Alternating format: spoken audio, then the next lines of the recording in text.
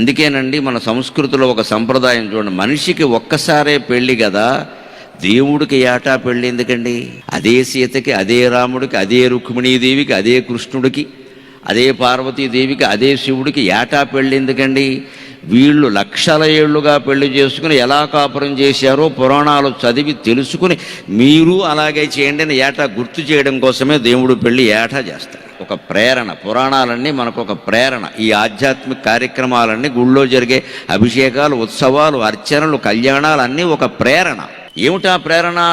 రామచంద్రమూర్తి కళ్యాణం ఎప్పుడు జరిగిందో ఎవరు చెబుతారు? త్రేతాయుగం. అది బోర్డు ఇంగ్లీష్ వాళ్ళ లెక్క చూసినా 7,000 ఏళ్ళయింది, మన లెక్క చూస్తే లక్షల ఏళ్ళయింది. ఆయన కానీ మరి ఇప్పటికీ ఆ కళ్యాణము అనగానే ఎవరో ఒకరు మాబోటిగాళ్ళు అదృష్టం వరించి దాని గురించి చెప్పడం, అయ్యో ఇంత అన్యోన్యంగా ఉంటారా అని అనడం ఎంత బాగుంటుందండి. అది ఈనాటి యువకులు కనుక ప్రేరణ పొందగలిగితే వారు కూడా సీతారాముల్లాగే అన్యోన్యంగా ఉంటారు.